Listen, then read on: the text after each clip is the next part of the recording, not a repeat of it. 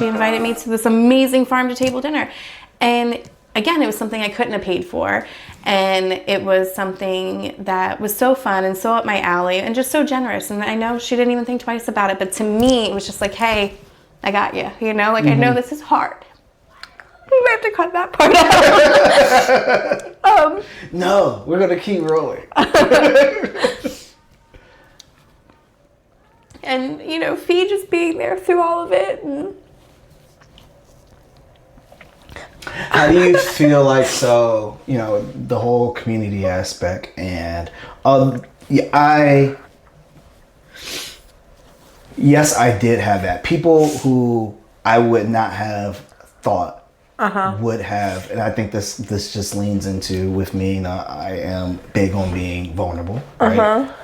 Vulnerable to you most and foremost, right? Above everybody else, but also vulnerable to other people. To like one step down, right? Yes. And so, but people, them knowing, hey, what I am currently going through, right? And them stepping up and just asking, hey, are you okay? People offering to, hey, do you need help with money? Do you need help with food, right? That I would not have guessed would have ever asked that, right? And it's always astonishing, especially not being or being removed from a circle that we were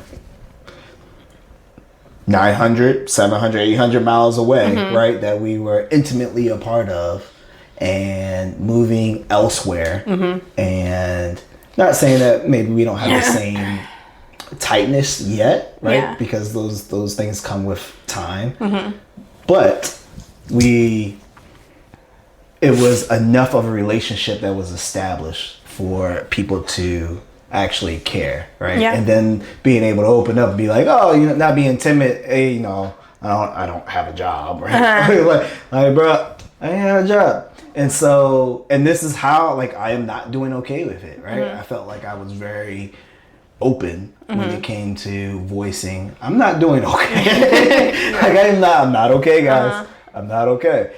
And so, once again, just the amaze of the people that did step up. A question that I did have for you is, so there was a couple of times where I just had, I would say, once or twice, I had a breakdown. I felt like, I mean, I wouldn't call it a breakdown, but it was like, hey, there's a bunch of emotions and I would pressure. say you had two big displays of emotion. There we go. To me, you probably had, you know, your own things, and probably also in the car. I think this will, as a wife, or the first one that I can remember was earlier on, probably like April-ish.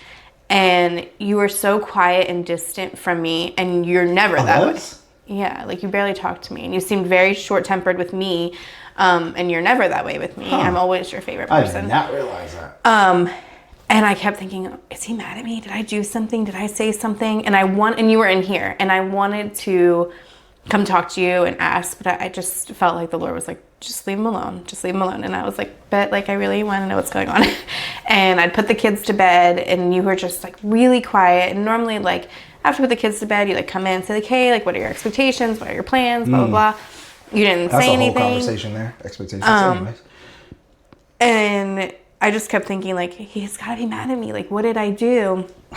And then you came into our room and just put your head on me and just started sobbing. And I was like, oh, it had nothing to do with me. Okay. Like, I know I didn't make him sob. So, okay. But it was a time where I felt like the Lord was like saying, like, hey, like, he needs this time. He'll come to you when he's ready.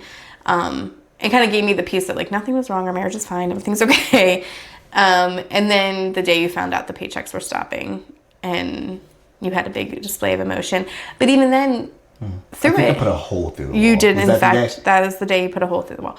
And I think there was it though? It was 6 Because I thought I fixed it right before Felicia came. You did. You fixed it like that night. But they came they were here for they left right before 4th of July. No, they came the end of July. Was it? They came right before I went to work. I like trained the day okay, that they okay. came in. Yes, I put a hole in the wall. Yes. And there was a time where I would have been like, oh my gosh, I can't believe you just did that. But I started reading that book, Spiritually Strong, Raising Spiritually Strong Boys, or Emotionally Strong Boys. Oh, yeah. Did you finish the book? I did not. I'm not great at finishing books. It's my New Year's resolution. Finish one? I've already finished one. I'm halfway through two. That was a fiction, right? Yes. But the way that you handled it, like you did it, and then you fixed it. And and the boys saw it. The boys knew what happened, and we talked to it. You apologized. You told them, like, hey, that wasn't the best way to handle that, but you're a man, and you had emotions, and you had rage, and you had anger, and you took it out on an inanimate object, and you fixed it. So I was like, hey, they're gonna have those moments too, where they're gonna want to punch a hole in the wall, and hopefully you'll teach them how to fix it. But I feel like being a wife and wanting so badly for you to be okay. Like, I hate when you're sad. I hate when you're stressed out. Like, I will do whatever I can to make sure that you're not.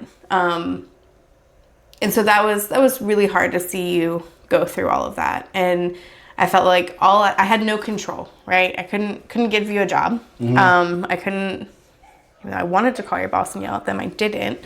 But what I could do was make home feel good. Yeah. And so that was my goal. I can make the house look nice, feel nice, smell nice.